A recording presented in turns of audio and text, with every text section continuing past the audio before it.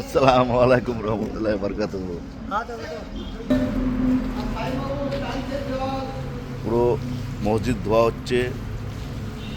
প্রতিদিনই যে ইফতারের মজলিস হয় তার জন্যে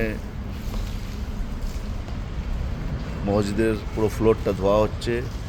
আমাদের সেক্রেটারি সাহেব সকাল থেকে আজ পুরো মেহনত করছে। জুলফিকার আনসারি, কাইয়ুম ভাই আছে, আরেকটা ভাই আছে, কে মহোদয় এসছে। এখন পুরো ধোয়া হচ্ছে মসজিদকে। আর একটা বিশেষ ঘটনা ছিল, আজকে আমাদের ঢালাই করার ব্যবস্থা বলা হয়েছিল, ঢালাই হবে আজকে। ঈদগাহের ফ্লোরটা যেটা বাকি আছে সেই ঢালাইটা আমরা করতে পারিনি আজকে, কেন কি আলাউদ্দিন ভাইয়ের মেশিন কালকে খারাপ হয়ে গেছে। যে মেশিন দিয়ে ঢালাই হবে, এক জায়গায় ওর কাজ চলছিল, সেই কাজটা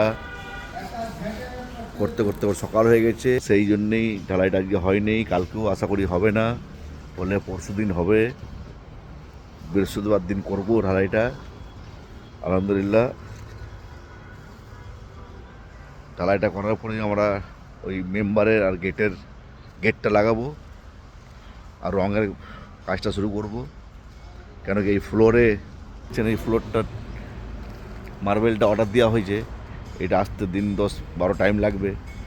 তার জন্যে এটা তো ওই মেম্বার আর গেটের টাইলস চলে এসছে, বাকি যে টাইলস এখনও আসে নেই, দিন 10 টাইম লাগবে। তার জন্যে এখানে যেটুকু বাকি যে ঢালাই, সেই ঢালাইটা আলহামদুলিল্লাহ পরশু দিন স্টার্ট করব। কেন কি মেশিন খারাপ হয়ে গেলে তো কিছু করার নেই। মেশিনটা খারাপ হয়ে গেছে, মেশিন রিপেয়ারিং হচ্ছে এখন। বাকি কাজগুলো আমরা আগিয়ে রাখবো। এইখানে একটা দেখতে পাচ্ছি পিলার পড়ে আছে মাঝখানে, এটা একটা হ্যালোজেনের টাওয়ার লাগবে, এটা আমরা নিজেরাই লাগাবো।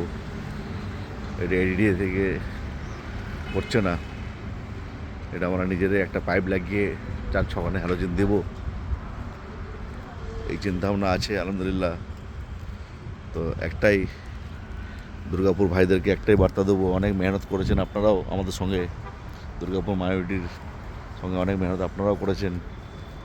আর একটু সহযোগিতা করুন, আর একটু হেল্প করুন আমাদেরকে এই কাজটা। আর আগে